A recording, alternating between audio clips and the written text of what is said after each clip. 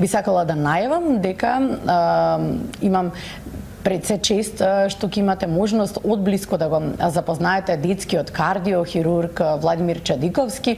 Тој ќе биде нашиот гостин денеска. Со него ќе зборуваме за срцевите заболувања кај малите дечиња, за можноста да се детектираат тие уште додека се во утробата на мајката, за превенцијата, за третманот, за операциите, за животот потоа, но и од друга страна, кој овој познат детски свет, веќе и светски познат хирург, светско а наше, како што велат македонец, доктор Чадиковски, ќе имате можност и одблиско да го запознаете, да слушнете повеќе за неговиот живот, за изборот на оваа професија, што се таа носи зад мантилот и она што имаме можност ние да го видиме и да го перцепираме, а благодарение на него од една страна, на жал, нели сепак родители кои што имаат проблем со дечиња, но од друга страна голема среќа што го имаме тука кај нас и не мора веќе да размислуваме каде да се патува за да се најде решение на проблеми, да се трошат навистина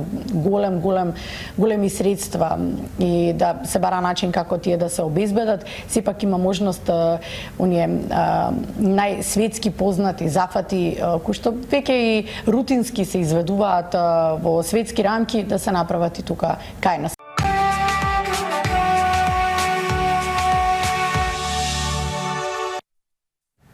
И веќе имам честа да си го најавам гостинот денеска, кој ќе се потрудам и те како да раскаже за неговиот живот, за неговата работа и да го запознаете малку подобро субспецијалистот по детска кардиохирургија доктор Владимир Чадиковски, веќе во клиничка болница Аџибадем Систина. Добро утро. Добро утро. Не е проблем да ве разбудам рано, рековте дека рано станувате. Да ви кажам искрено, рано станувам. Ама да ве дотерам и да дојдете тука проблем беше. Да, проблем беше дел баш ставам стварно беше прекомплицирано од себе, али многу ми е драго, јас сум не знам доста години сум гостин во вашата телевизија, многу ми е драго. Гледам нешто сте смениле. И па така убаво ругове пречекувам. Да, во позитивна енергија. Али мислам дека сабота не сум бил до сега. Сум бил работни денови. Имам честа, кажа. Да. Сум специјалист по детска кардиохирургија. Вие, докторе, кога ќе се каже Владимир Чадиковски, од една страна на жал, но од друга страна па и за среќа, родители кои што имаат проблем со дечиња, кои што имаат нели одреден проблем, кој што единствено и вие можете и да го решите, веќе не мора да го бараат излезот, начинот на кој што ќе обезбедат пари, излезот, каде додат надвор, кој доктор да ги оперира и да го најдат спасот, веќе вие успешно години наназад спасувате детски животи и давате верба и надеж кај родителите. Па знаете, не знам. Колку години наназад? Па веќе колку сам направил 22 години до сега. Цел живот мислам дека поминав така, бар овој продуктивниот период во оперирање, во третман на деца со секакви мани. Јас пред се сум и детски хирург. Последните 7 години гледам комплетно да се дистанцирам во однос на детската кардиохирургија. Некако цел живот ми поминал некакви проекти. Сменив не само од стручен аспект, сменив системски, екзистенцијален, направив една промена во животот, со мене еден цел тим.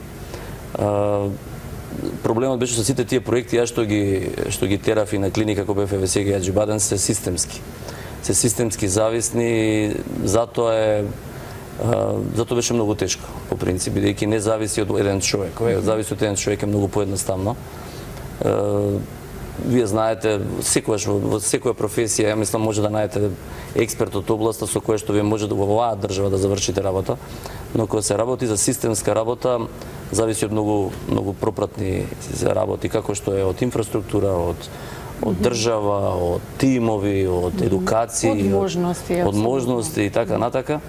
И навистина беше ова еден тежок период од овие последните 7 години со огромен број на турбуленции, бидејќи од една страна треба да формирате нешто што никогаш не било, од друга страна е зависно државата, од трета страна мора да формирате тим со кој што ќе работите, буквално.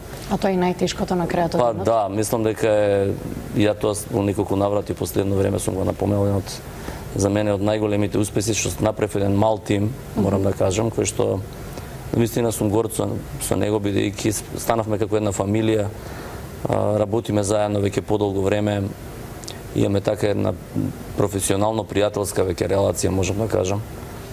Мислам дека највеќе вроди со плод, резултатите доаѓаат баш од тој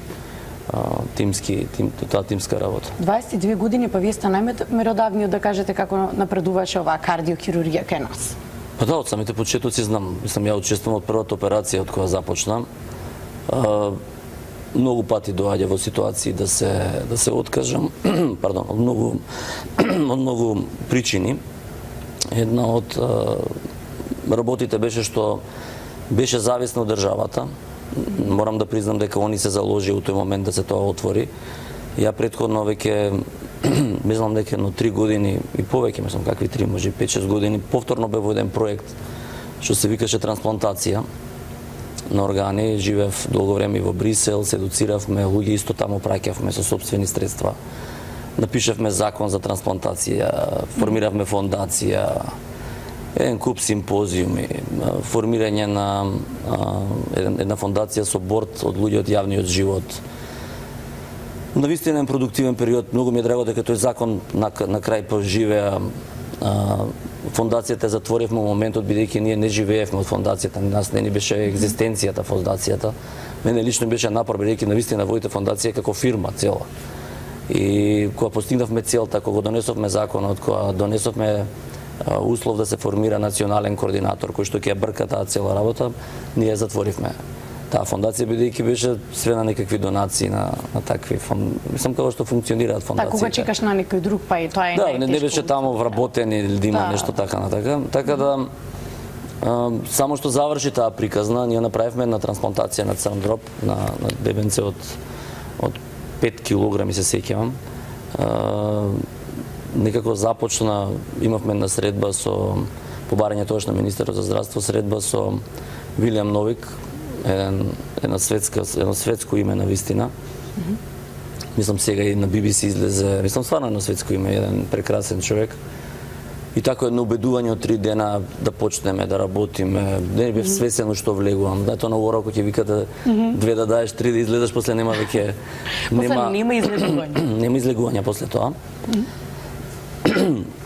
Така да мислам дека еве после овие 7 години успеавме да направиме нешто што на вистина државата ќе се гордее. Влеговме бидејќи се видов во овие 7 години од аспект на организација, од аспект на функционирање и така натака. Првпат сватив што значи да влезете во едно големо семејство како што вика Аџибаден. Менеджментот апсолутно верува во нас. Еве за многу кратко време тоа вроди со плод. Направени се поголем број на интервенции, сите деца се доба на домашно лекување. Таа бројка се повеќе се зголемува.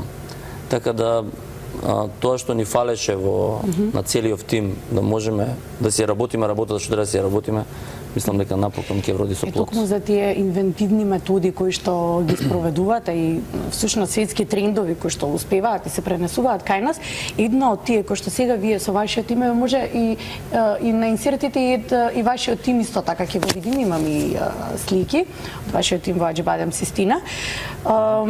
Една од инвазивните методи нови е откривање на аномалија уште додека бебето е во утробата на мајката. Па да, тоа е како тоа се открива? Тоа е во Аџибаден е стандардна процедура. Ја знам дека секое бебе кое што ќе се породи во Аџибаден рутински е на кардиолошки преглед во пакетот. Тоа се добива и тоа е одлична работа бидејќи едноставно тоа се два моменти. Прво едно ехото кое се прави додека мајката се уште бремена, а второто е по самото пораѓање. Значи има многу ситуации кога вие може и да не ја согледате таа аномалија. Ја тоа стално кажам, моменти кога се грешат некогаш диагнозите во тек на бременоста. Значи ние имаме ситуации кога мајката ќе се породи, бебето ќе дојде на живот, правите ехо, гледате дека има аномалија, не знаете точно што е, па правите компјутер, па на компјутерот не знаете што е. Да на крај да треба да направите катетеризација, така да принципот да некој се погреши кога се прави тоа фетална ехотомографија се релативно големи, но претежно во големиот процент може да се откријат голем број на аномалии. Во детската кардиохирургија има негде, не знам, 180 аномалии. Кои се најчести со кои Најчести се аномалиите, си има милиарда класификации, мислам да не ги... Ева ка народски да ги представиме. Па, еве да идеме од позади, значи има неколку мани на кои што јас можам да кажам, сугерирам дека може да се прекине бременоста до оној момент додека иако мајката ако се согласи да се продолжи бременоста, ние до крај се бориме, нема тука дилема, но тоа се да речеме две дијагнози кои што се навистина екстремно комплексни и квалитетот на живот е прашање после тоа е каков. Значи тоа е кога имаме едната дијагноза вика хипопластично лево срце, кога недостасува целото лево срце на детето. Значи има само едно десно срце, така грубо кажано, а второто е кога место да има две комори има само една комора. Тие деца се подложени на 3 операции со долги години во интензивна нега, една навистина една голгота за голгота за фамилијата, но по принцип постојат оперативни техники, се работат, но повторно ќе кажам, тоа се само неколку дијагнози на кои што ние сугерираме и ми ја кажуваме најцрната слика што се чека од кога ќе се породи. Нас ни е драго дека бројот на знаете како ние го сменивме кога беше со министерот пред не знам точно година дена, имаше голема дебата за однос на тоа и во однос на менување на законот за прекинување на бременост. Дека се смета после 20-22 гестатска недела, јас сум апсолутно либерален во однос на абортус и на тие работи, али кога се работи после 20-22 гестатска недела, веќе имате живот. Значи има глава, раце, нозе. И тогаш принципот да прекинете бременост навистина не е така едноставен. Значи треба донесовме одлука да се формира една поголема комисија од различни експерти од различни области кои што ќе сугерираат од почетокот на бременоста, реално ќе можеме да се одлучи дали навистина тоа дете кој ќе се породи постои интервенција која што ќе му даде апсолутен квалитет на живот на тоа дете. Значи ова не е дека ние сме го измислиле, мислам ова е светски стандард. Значи веројатноста вие во Германија да прекинете бременост на дете кое што има срцева мана, кое што апсолутно може да се оперира и да има нормален квалитет на живот. Мислам дека стварно има тетралогија, сега пред некој ден баш се појави, која што е вака една од по-честите, така наречени blue babies, како плави бебиња ги имаат како така се нарекуваат. Светски првак во скијање, пример, стана. Така да мислам, ние сме имале неколку мајки кои што биле оперирани пред неколку години од тетралогии, да сега имаат дечиња, мислам, стварно една убава приказна. Треба да ги видите тие сите. Вака делува страшно и делува... Сакам да ве прашам, по операција... Мора да се промени таа свест, така да. Па да, ама и по операција, третманот, квалитетот на живот, можностите тука кај нас. Па, сега во Аџибаден, верувајте, и тоа што се прави во моментот е навистина најсветско ниво. Мислам, веројатно ќе дојдете на отварањето да го видите тоа што се прави. Моментално и користиме постоечките ресурси на Аџибаден, систина кои се навистина големи.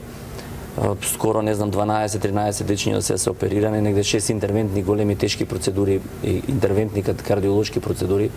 Променети се 2 песмейкера на дечиња од 3 до 5 години, мислам дека се и можда најмалите во државата. За многу кратко време видовме тимот влезе, се адаптираше, поддршката имаме, инфраструктурата имаме. Поддршката од Турција, да не ја забораме, е огромна. Нас ни е драго дека копираме еден систем кој што е навистина амерички, можам да кажам. Добро, лесно ли е да се пренесат такви веќе што велите па и нормални техники и на операции и начин на живот надвор од кај нас ја споминавте Германија, споминавте дека вие сте работеле, сте имале можности во Брисел да видите нели како функционира медицината. Не беше поврзано со тоа, но сепак колку е лесно кај нас да се префрли тој напредок во медицината? Оди со брзина на светлината, мислам, тоа вие знаете повеќе. Една е, ја тоа сватив и кога беше со трансплантациите уште на клиника, едно се вашите желби, други се можностите што ги нуди државата. И јас стално потенцирам и кој ќе се каже кога имате вие детска кардиохирургија во некоја институција, и кој ќе кажете дека се бавите и институцијата го има тоа покажува дека имате систем. Значи дека ако вие можете да водите бебе во тек на бремена со срцева мана, да се породи тоа бебе, да го диагностицирате тоа бебе, да го оперирате тоа бебе, тоа бебе да отиде дома, ви имате систем. Значи тоа е најголемиот бенефит, после што е проблем од другите дијагнози да ги сработите. Така да, а повторно ќе потенцирам, не е, вака на англиски кажано, one man show, значи баш е системски, еден го прима, еден го оперира, друг го следи. Мора да има еден што ги координира работите, но повторно тоа што сега го имаме во моментот и тоа што го работиме, навистина, мислам може да дојде секој да види и навистина на светско ниво. Добро, тоа влива многу голема верба пред се, кај родители, надеж од друга страна, но сето тоа завиено во многу грижа, во притисок, а кај вас од една страна треба да биде реалната состојба со гледување, да си ја извршите крајно професионална работата, од вас се очекува на крајот нели да спасите живот, што се вели, а вие си пак родител, не може да ми кажете дека не сте соживеани. Не, знаете како, ја апсолутно родителите ги разбирам. Мислам, разликата од, бидејќи работејќи долги години со американците, од со William Novi Cardiac Alliance асоциацијата, што е кај што, не знам, некој рачуначе, над 400 експерти од областа има дојдено и со толку луѓе имаме работено од секаде, од Мексико до Јапан, до кај немаше. Луѓето, ја и ги разбирам. Значи, во Македонија бебињата има два момента, не умира, ги праќа во соседна држава за операција. Тоа е тоа на почеток што го кажав. И сега вие доаѓате во една ситуација да треба, сакате тоа да го развиете во Македонија, притисокот е огромен, треба да направите нешто што треба да функционира, но што е моментот кој што тој момент на трансфер и на носење кој се поменува од политички аспект кој имате држава, може да речете што ќе отвараме детска кардиохирургија во Македонија, дајте ќе ги праќаме децата, ќе потпишеме договор, ќе одат таму децата и тоа е тоа. Проблемот е што во тој период кога се праќаат децата во соседна држава, да не спомнувам, 350 деца се починати во Македонија без можност да отидат во странска држава за интервенција.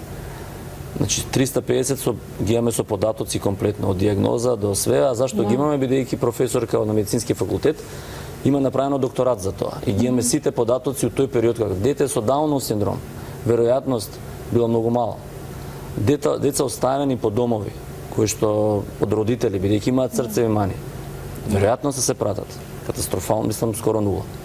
Ние сме имале, стално кога потенцирам, сме имале дечиња кои што, ја викам, судбините човечки се навистина онака запрепастувачки. Животниот пат е чуден. Сме оперирале деца од дом, оставени од родители заради срцева мана, сме ги оперирали, тие деца се усвоени и живеат сега прекрасен живот. Мислам, само да кажам, такви доста приказни животни кои што Ето е најголемиот поттик за вашата работа на крај. Па да, ја стално викам една професија кој ќе легнете дома навечер, знаете што сте направиле, онака баш знаете дента како е поминато све тоа и борбата, али проблематично со детската кардиохирургија е што за разлика од претходно тоа што занимавав, што секогаш има одреден степен на смртност, која што онака баш е од една страна ви осеќате поразително, а од друга страна и стресот е навистина огромен. Не само за мене, за целиот тим. Тема детска кардиохирургија, Владимир Чадиковски е заедно со нас. Зборувавме за новите инвазивни методи, за откривањето, за вашата работа, за тимот кој што сте многу задоволни, кој што сте го формирале во Аџибадем Систина, но сепак, додека се дојде кај вас, има еден пат кој што макотрпен, пат кој што секој родител за дете кој што има проблем го изодува со него. Колку е возможно, ако не се детектира на време, односно одреѓањето, па подоцна се развие некоја срцева мана, педијатрот може ли тоа да го види? Или сепак тоа треба да дојде до некој си стадиум кога веќе спасот кај вас се бара? Па не, има два момента, значи едниот е кога се работи за деца кои што се новородени, значи само што се раѓаат и симптоматологијата и да не кажем во истиот момент. И тогаш, мислам, и екипите и тимовите кои што работат и на клиника и на Аџибаден, одма го детектираат тој проблем, иначе ние одма интервенираме. И сите оние породилишта, морам да кажем, не само овие две институции. Така да не верувам дека тука сега во овој момент може да не кажем изгуби дете ради состојба која што не би се приметила, но што се однесува до децата кои што имаат срцеви манија, кои што не се итни за операција, тие рутински систематски прегледи се многу битни. Значи, доволно е само да имате стетоскоп и да примети дека има детето некаков шум, си да на детски кардиолог се приметува срцевата мана која Но што постои. педиатрите кои што следат? Матичните педиатри? Да нив изборам, значи една сама слушалица треба да се стави. Има одредена клиника која што треба ја стално да потенцирам, има неколку знаци кои што се многу битни кај децата кои што треба да се гледаат. Тие знаци се, значи, примерно е забрзано дишење, губиток од телесна тежина, помодрување, знаци кои што, да речеме, јас стално потенцирам на студентиве кога предавам зашто е губитокот, ако интензивно потење навечер, од чиста, без никакви причини и така натака, без никаков инфективен агенс. И стално кажам, губитокот е ако ви давам чинија со супа и дишете брзо и пробајте да јадете, видите дека не можете да јадете. И заради тие причини кои ќе се појават оние базични вакви 4, знаете како кај нас доваѓаат секогаш ќе го заболи, ќе се јави, го заболи срцето, има бодеж. Значи тоа не е симптоматологија која што луѓето треба да се секираат. Нормално треба да се отиде на педијатар и да се види така натака. И да се тие поготово кај деца кои се бават со спорт, и ти се во развој, тоа може да е нормално, да речам така, некој бодежи и Па да речем има ситуации кои што има два момента и тоа е една така глобален проблем кој треба да ги третира возрастните со срцеви мани. Значи дали треба детски кардиохирург да ги оперира или треба адултен кардиохирург. И од оваа дистанца можам да кажам дека во Турција конкретно како центар кој што прави 700-800 операции годишно, детските кардиохирурзи ги решаваат ова, но не е исклучок и адултните да може да ги решаваат вродените срцеви мани кај возрастни пациенти.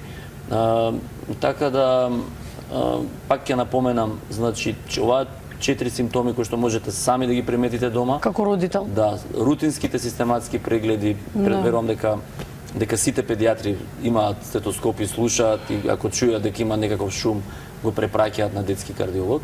И повторно на база на новородени кои што или ги следим од текот на бременоста или кога ќе се породат ако покажат типична клиничка слика на срцева мана да се интервенира одма. Така да мислам дека у моментот после овие 7 години јас лично се повеќе и повеќе можам од тој момент кога започнаме до сега да забележиме голем напредок мислам во целата држава во однос на детекцијата на срцевите мани. Што е најважно на крајот од денот? И губиток на дете ради недиагностицирање, по принцип да не му се даде шанса за операција. Така да мислам дека иде добар правец. Кој е најмалиот пациент кој сте го оперирале?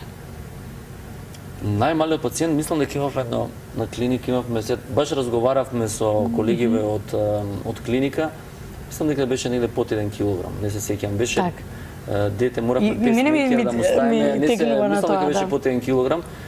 Претежно 80% од патологијата кои што ја работиме се деца под 10 килограми.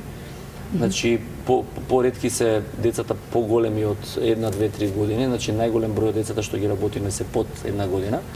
Бидејќи и американците спуштија таа граница за операции подоле во однос на тоа претходно што беше.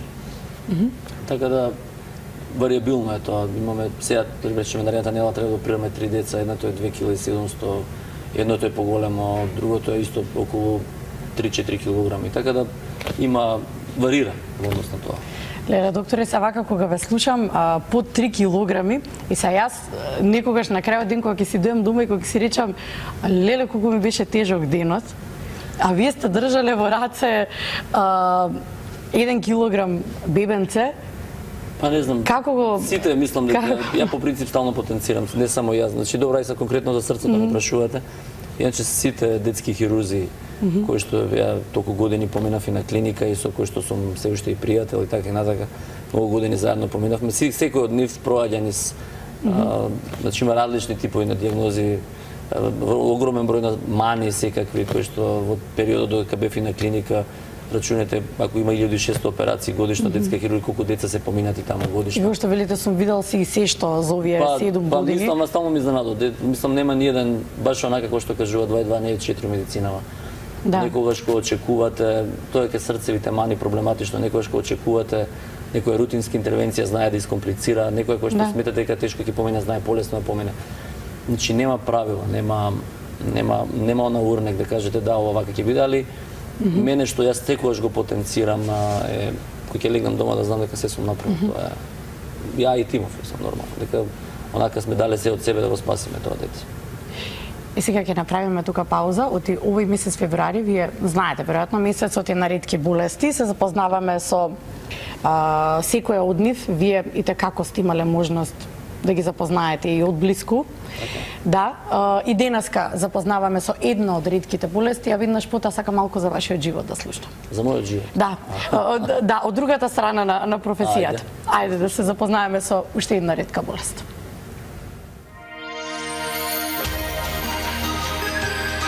Ги запознаваме ретките болести.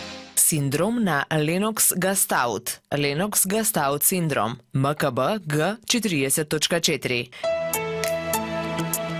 Инфантилната епилептична енцефалопатија, Ленокс-Гастаут синдром, е тешка форма на инфантилен епилептичен синдром кој сочинува 1 до 4% од инфантилната епилепсија и обично се јавува помеѓу 2-та и 6-та година од животот. Симптомите на синдромот се повеќе видови на напади, имунитет кон лекови и терапии, ментална ретардација или регресија и абнормално ЕЕГ. Некои од познатите причини вклучуваат повреди на мозокот за време на бременоста, вклучително гушење, мала тежина при раѓање и предвремено раѓање, тешки инфекции на мозокот, вклучувајќи енцефалитис, менингитис и рубеола, малформации во развојот на мозокот или историја на инфантилни грчеви. Во 30 до 35% од случаите не може да се дојде до точната причина. Повеќето деца обично се развиваат нормално кога првпат ќе бидат дијагностицирани со синдромот на Ленокс-Гастаут, но после тоа тие почнуваат да ги губат своите способности за различни вештини,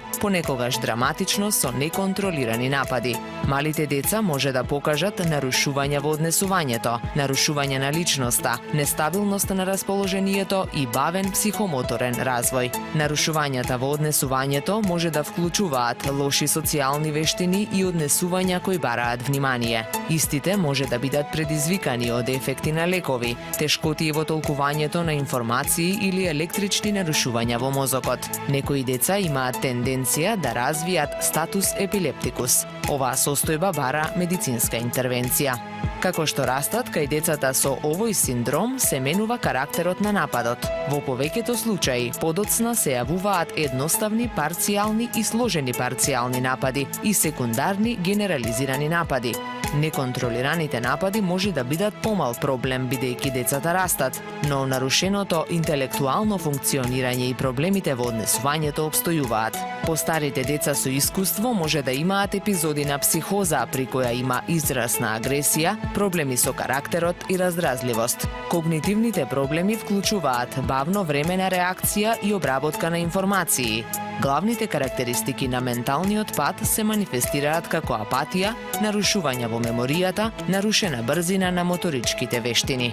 Децата од училиштата може да бидат сместени во посебна паралелка или посебна настава. Родителите и старателите можеби ќе треба да размислат за идните опции за своето дете, вклучително старателство, привремен одмор и некој вид установа или специјална програма. Прогнозата може многу да варира од личност до личност. Целосното закрепнување со исчезнување на нападите и нормален раст и развој е многу невообичаено за дете со овој синдром. Иако нема лек, постојат голем број на опции за третман, вклучувајќи кетогена диета, терапија за стимулација на вагусниот нерв, операција и антиепилептични лекови, лекови кои се користат за да се спречат напади. Менаџирање и третман. Третманот обично представува проблем бидејќи овој синдром е отпорен на конвенционалната терапија. Некои од новите антиепилептични лекови, фелбамат, ламотригин, топирамат и леветирацетам, се покажаа како ефикасни во контролата на нападите при овој синдром. Лекот руфинамид доби европско овластување за употреба во јануари 2007 година. Прогноза. Стапката на смртност е околу 5%, но ретко е директно поврзана со самата епилепсија. Леталниот исход обично се поврзува со несреќи или епизоди на статус епилептикус. Проект Ги запознаваме ретките болести. А така, ние го запознаваме доктор Владимир Чадиковски, специјалист по детска кардиохирургија. Докторе, вие сте познати под псевдонимот како вака, докторот кој што и децата го сакаат. тоа тешко дека како доктор прво сте го постигнале. Тешко ваќе да се замисли дека доктор некои децата го сакаат и вие добивте сега и порајки и слики деца како се уште насмеано ве гледат. Како ја постигнавте таа врска? Со детето? Па некако ја мислам дека многу години е. По принцип со децата знаете како е, со децата е пристапот е. Значи едноставно јас у најголем број од случаите не носам мантил со мене кога правам прегледи, него не носам мантилов. Некој ќе праша зошто не носиш мантил, бидејќи верувајте многу е поедноставно да пристапите и да го прегледате и да видите што е како, иако вие добивате некаква хетероанамнеза, родителите ви пренесуваат што е, но едноставно има работи кои што може ги согледате кога го гледате детето, ако е оно смирено, ако е мирно, ако не е истроматизирано и така натака. И јас навистина последните години мислам дека имам некоја тактика како поедноставно да ги прегледам, али мислам дека годините искуството го прават тоа, верувам дека и другите колеги кои се занимаваат со моја патологија си имаат своја тактика како да пристапат поедноставно прегледат, али многу ми е драго што е така и навистина импонира ми е. Баш онака пријатно. Се од друга страна, па тука се родителите кои што имаат очекувања, верба, волја, страв, колку е слободно ќе прашам тешко да се одржи со нив целата таа релација од диагноза па до третман и така натаму. Оти тоа трае. Вие сте практично како семејство, колку месеци додека се случува тоа. Со фамилиите навистина се сме виделе, ја ги разбирам нив навистина, бидејќи има ситуации кои што имаме сега, значи имате едно здраво дете, нема никаков проблем, добива бактериски ендокардит, срцето толку се уништува и вие одеднашка имате еден терет од 200 килограми на себе си, имате здраво дете, одеднашка цел свет ви се руши. И навистина мислам дека и пристапот и начинот на кој што тоа го соопштувате и борбата, јас стално викам тој триаголник на доверба ако не постои помеѓу доктори Велен, значи џабе го правиме ова. Мислам нема дискусија, јас стално кажувам ако ние немаме таа доверба, нема секогаш излага на крај проблематично, тешко, секогаш нешто комплицира. Стално сум приметил кога ќе видиш дека и родителите веруваат во тоа и кога се позитивни, навистина многу брзо излегуваме од проблемот. Некој е непишано правило, не знам како да го дефинирам, го нема у книги, али мислам дека кој ќе добиете вие дете, кој ќе гледате како тоа изгледа, навистина кој ќе ставите во нивна кожа, навистина е екстремно тешко. Особено и вие сте родители. И гледате ја знаете како јас сум максимално позитивен. Се бориш до крај. И лесно е кога ќе имаме ситуација да имаме интервенција која што знаеме дека носи ризици, но ако се помине во најдобар ред, дека ќе имаме здраво дете. И тогаш е лесно. Бидејќи кога можеме тоа да го решиме некако е лесно. Дали ќе го решат кај мене, дали ќе го решат на друго место, но има ситуации кога се нерешливи. И тогаш е многу тешко и кога сте под голем притисок. Да, и не знаете како кога мислите дека се знаете и знаете како да пристапите, јас стално викам нема потешка состојба кога треба пренесете на некој родител дека не сме искочиле како победници, дека е навистина тешка, не знаеме исходот каков ќе биде. Сите ве чекаат пред врата. Тоа е навистина една сцена која што треба да ја доживеете за да сватите како тоа изгледа. Мислам ја вака кој ќе го потенцирам тоа делува драматично све, али кој ќе го доживеете и тимот мој и сите тоа кога го правиме, среќа во големиот дел, во огромен процент од ситуациите излегуваме како победници, но ево оваа година можам да кажам сите деца се веќе на домашно лекување, се надеме со таа тенденција ќе продолжиме. Веројатно со годините станувате и се покритичен и тие криви на, да кажам, и на учење без разлика што сте вие под комплетен мониторинг на експерти од секаде. Ја стално викам дека многу е лесно да сте некритичен на туѓо дете. Кога не е ваше детето, е многу лесно да правите што сакате. И тоа у неколку наврати последно време го кажувам да мене ми импонира ја што работам со луѓе, бидејќи верувам дека и секој родител би сакал кога се носи одлука за неговото дете да има некаков конзилиум кој што ќе заедно ќе одлучат ова дете ова ќе му го правиме. Јас сум во ситуација си сам, значи нема друг и таа одговорност сам да ја превземам на себе, не од аспект на мануелниот аспект како јас ќе го сошијам тоа или како ќе го направам, туку одлуката дали правата оперативна техника ја носам. 240 хируршки техники постојат, не е една. Да. И мислам дека и оваа екипа со која што работам сега од Турција се мислам, немам зборови, има веројатно и тоа вродува со плод у цела оваа ситуација, да сме прагматични, да сме реални у тоа што го бараме, да сме што побрзо да излеземе од таа ситуација. И Знаете мислам дека како е стварно добро. од страна не само еве родител, туку општо земено луѓето од страна Белиот мантил го доживуваат како човек кој што професионално или се извршува работата и со текот на годините веќе станува имун на тоа што го работи. Колку вие успевате во тоа, ми раскажувате сега приказна која што и ве гледам во раскажувањето, дека вие навистина се соживувате и го живеете тие денови, период со родителот, со детето се, и кога ќе дојдете дома? Успевате ли да го ставите зад вратата и да влезете во домот со вашето дете, сопругата и семејните врски? Мислам дека последните години тоа е сведено скоро на минимум. Се враќам касно, гледаш што повеќе време помина со детето. Знаете како кај секој професија има и добри и лоши доктори. Ова цел овој период еве толку години сум веќе во медицинава, што не се изнагледавме. Луѓето со право не веруваат никогаш во системот. Јас стално кажувам, здравството е едно од најтешките министерства, бидејќи го чувате социјалниот мир во државата. Секогаш некој овде и се усител телевизија да прашате поминал низ некаква животна голгота. Некој поминал позитивно, некој поминал негативно.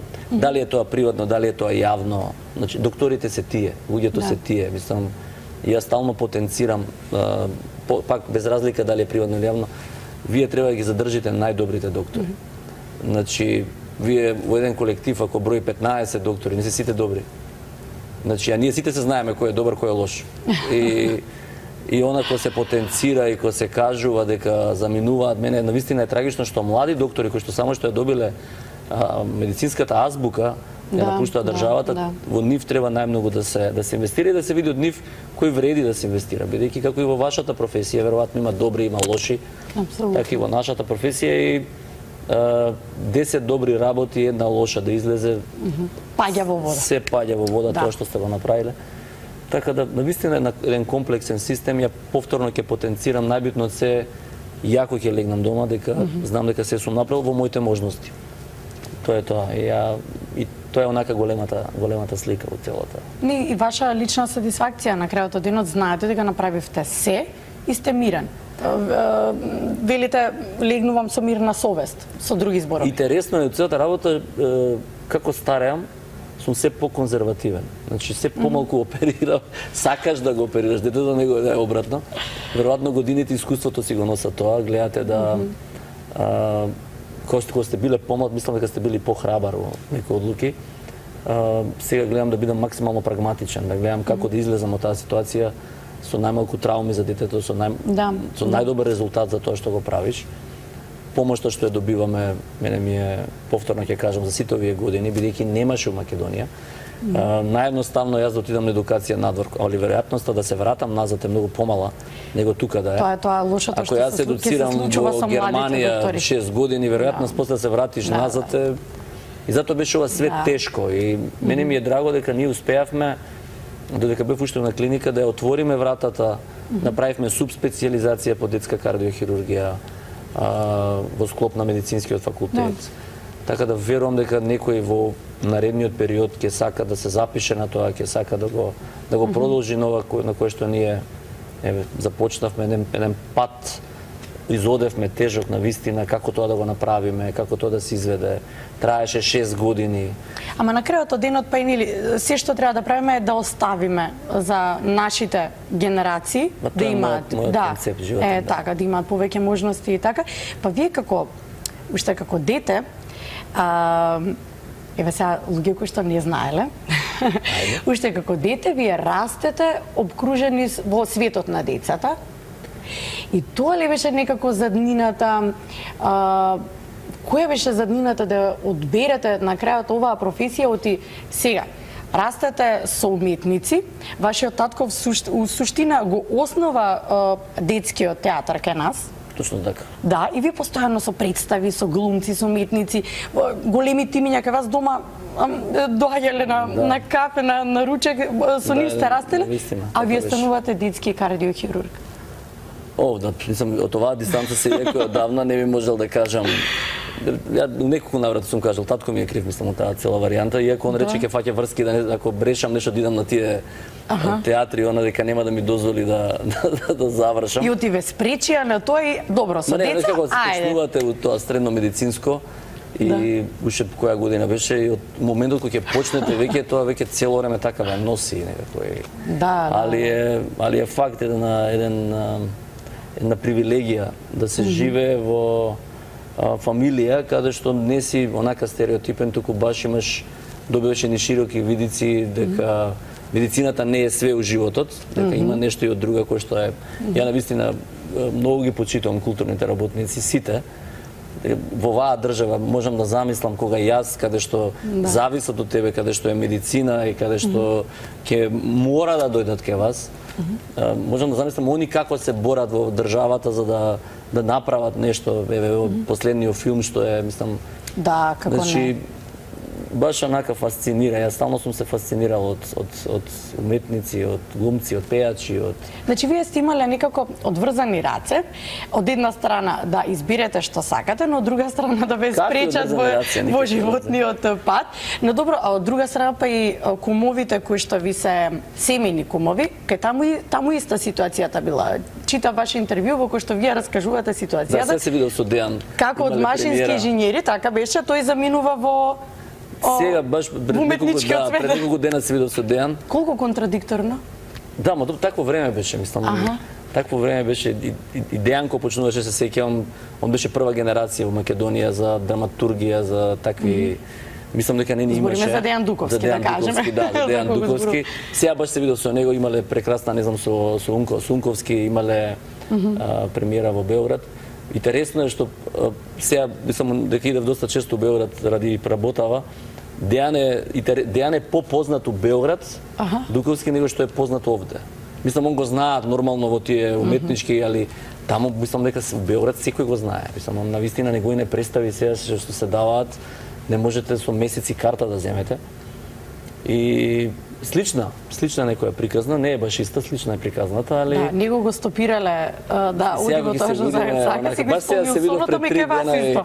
Беше баш онака се потсетив, сега баш го видов и баш се смеевме за таа анекдота. Немаше тогаш мобил, не можеќе беше поедноставно.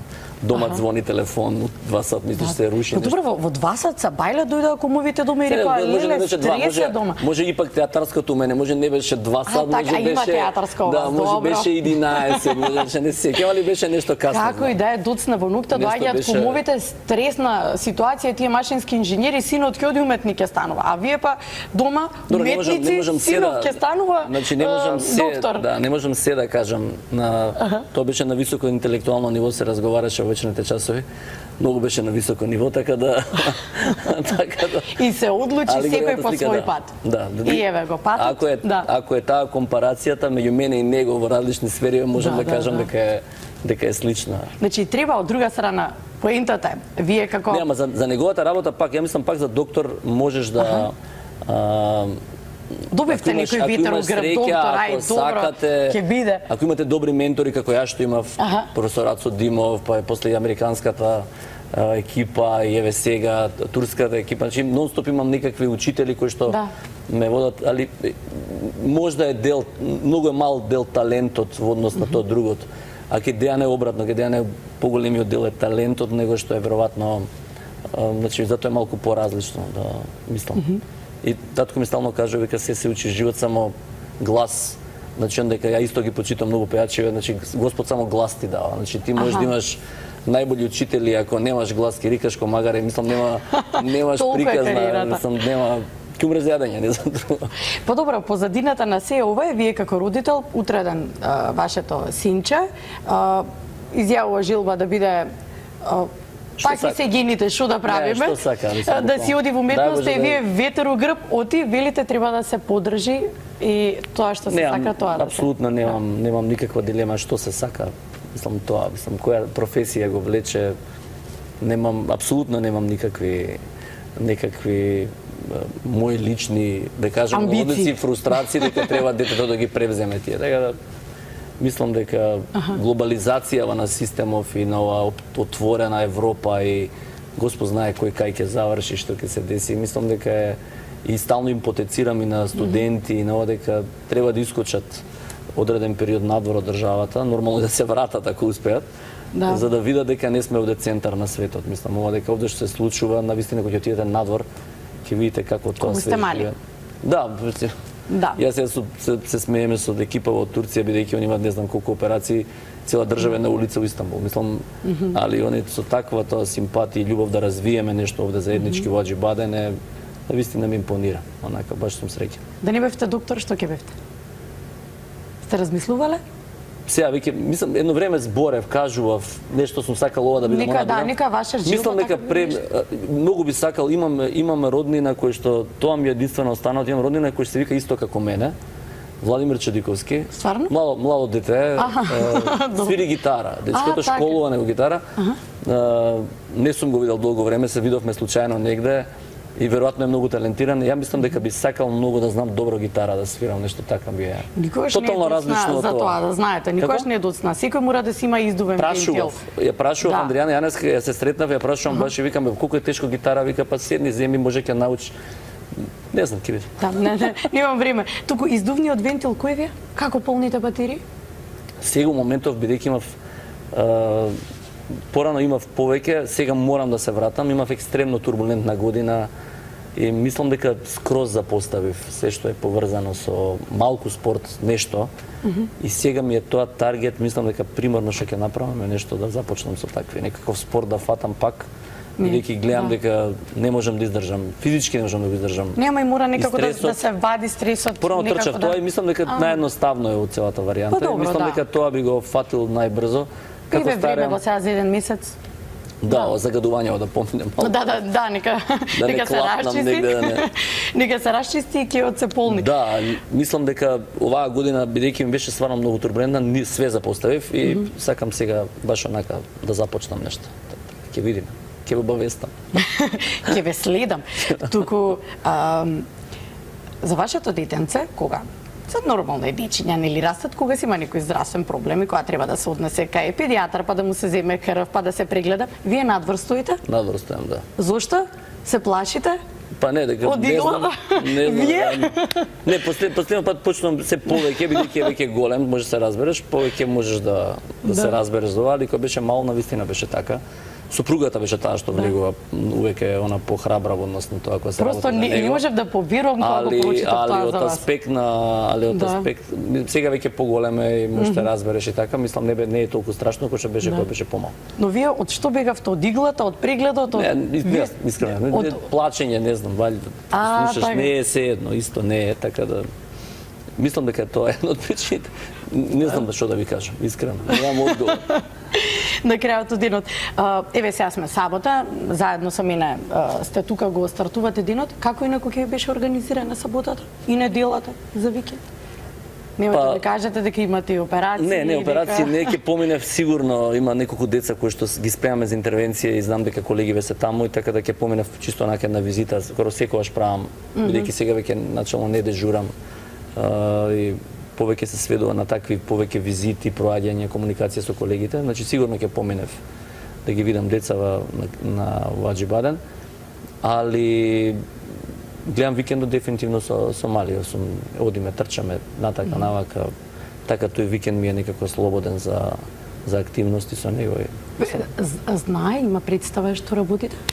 Па да, ама не толку, ама знае. Ама да. Нешто доктор, лечиме дечиња, Да. ама нешто од тој аспект повеќе, не од аспект на што конкретно работам. Дома не зборам, вистина да кажам, последниве години како стареам се помалку. На почетокот беше интересно да се збори дома, да се каже што е, како е, сега веќе. Но и претпоставам дека кога имате некогаш, не знам, некоја ситуација е така тешка, па и човечки е да дојдете да си кажете. Нели сепак да споделите приказна што се случува. Не толку е турбулентно, главниот проблем што имам е кога ќе дојдам и дома, ја мислам уште на саат време сум на телефон после тоа. Тоа дополнително ме револтира. Сакам да го исклучам, не можам да го исклучам. Тоа ми прави исто еден притисок, али никако не знам, со годиниве најдов некој одбран механизам како тоа да го избалансирам, што помалку да зборувам за... Има ситуации, не викам не се, ама нека порано што било дефинитивно. Сега ќе се подсетиме на нешто што многумина позитивно ги изненади за вас. На првиот официјален избор на Маш на годината, 2018 година, вие понесувате титулата Маш на годината 2018 година и вие понесувате уште една титула, Маш со најголем придонес во општеството. Ајде, тоа е комплетно издржано, ако во светски рамки, да речеме, ова е една од најреномираните титули, холивудските звезди се борат за ваква титула. Така е, докторе, ама вистина е така? Многу ми е драго дека круната е предадов оваа година и веќе не сум Маш на година. Што за вас представуваше круната отиде кај друг, ова така да... награда? Прво не очекувавте, може да се види дека вие комплетно не очекувавте и вистина не знаевте што се случува. Марко ми се јави, ми кажа дека ќе дојдете вака и онака, дека сум избран за Маш на годината за придонес кон општеството, што ми беше логично. Логично би беше тогаш во моментот за состојбата како сум правел и така натака, викам баш им благодарам, убав гест и така, ми прво не ни знае, вика ви сами кажувате дека прв официјален избор за Маш на годината. И беше така, имаше баш една екипа на луѓе кои што прима придонесено од сите аспекти, и од аспект на бизнис, и од мислам стварно, онака беше еден преубав настан. И Гран При, кога кажа, ја онака, стварно не ни очекував дека сум Гран При Маш на годината. И беше интересно, морам да кажам, беше онака, импонираше, секоја награда ми е драга, ова беше награда што не сум очекувал дека дефинитивно животот ќе освојам некогаш. И еве, оваа година предадовме круната веќе. Така, но што значеше тоа за вас? Обично докторите добиваат поинаков публицитет и некако сте навигнати на тој публицитет. Не знам, ја не очекував дека тоа толку ќе биде покриено по медиуми и тоа беше, мислам, стварно еден период кој што траеше, мислам, а не преминуваше, беше... Јас стварно не знам како да го дефинирам, значи, прв пат се најдов во ситуации кој искочив да кажам нешто. Да. А не медицина? Ја првото што кажав, јас се надевам дека не треба да се соблечам, дека не се гледа телово како е градено за Маш на годината. Па тоа сватив дека не е заради физикусот, туку заради други причини ми даваат награда. Така да им благодарам на организаторите, на вистина ми е многу драго, ми беше многу голема чест. Се надевам дека е оправдав таа титула со годините. Ми беше драго дека гласале голем број на луѓе и на нив им благодарам заради нивната така искрена желба да јас ја земам таа Гран При награда. Не, ама и вакви манифестации не достасуваат. Кај нас сепак одредена фела на луѓе, велите видов реномирани личности од различни сфери од општествениот живот кои што кој не беше таму, стварно беше онака. Многу. Ја искрено не очекував, мислам имаше таму еден куп луѓе од сите профили. И онака беше и можеби ваквата награда, у суштина која што е надвор од професијата, можеби еден многу бав ветер во грб, дека сепак она што вие го правите во општество е комплетно издржан. Да, дека се препознаено. Ја пак кажувам, ова ми беше навистина една драга награда, бидејќи прво не ја очекував. Второ, дека може вака звучи страшно кога ќе чуете Маш на годината, се вика дека кога ќе се каже Маш на годината се мисли претежно физикусот валјда. Видете, во светски рамки Маш на годината е титула за која се борат. Беше за општествена, за општествената година, ајде, стварно мислам дека и ја мислев дека голем број на работа имав направено и ми импонираше и ми беше многу драго, али Гран При тоа мислам далеку од очекувани, не знам што да кажам, искрено искочив таму. Ја реков не знам, не се ни сеќам што беше нешто кажано, али беше преубав настан, морам да кажам и се надам на организаторот ќе продолжи бидејќи да им отворивте убав пат на Фрајдеј МК, така нека си продолжат и понатаму по тој пат и вакви манифестации. Мислам дека треба да стане традиција бидејќи Македонија сметам дека има ликови кои што заслужуваат. Така кои што заслужуваат да бидат препознаени во општеството. А кои што никој може не ги знае, не ги познава, навистина многу придонесуваат за нашата држава. Драго ми е што успеавме ние малку да се запознаеме со вас. Позборуваме. Важно е дека не се го почувствувале, дека ви беше уживање. Ви благодарам што многу работи споделивте со мене и со нашите гледачи, кои што не сте ги кажале. сепак. Успеавте да ги излечете, гледам тука штиклирате цело време, викам нешто ќе промашите. Не се си промаши. оди добро. Не промаши, Добро да не се го си мислам. се подготви. Благодарам, докторе. Благодарам на вас на Се надевам само на она што го кажавте, дека годината ви почна успешно, за позитивни насмевки на деца и убави приказни, дека многу повеќе ќе имаме такви. Да, мене ми е многу драго дека прво од личен аспект ми се врати ентузијазмот кој што мислам дека тоа ме движи у животот. Ентузијазмот е максимално вратен сега ради таа цела приказна која што во моментот ја живеам. Тимот сме на едно место, болницата не ги нуди менеджментот сите услови да тоа успееме, поддршката што имаме ја добиваме. Така да мислам дека ќе бидеме онака центар препознаен. Тоа ми е. И тоа ми било да остане нешто пози себе кое што и да не зависи само од мене. Ја утре да заминам и што и да се деси, дека нешто ќе има што ќе остане од државата за секогаш.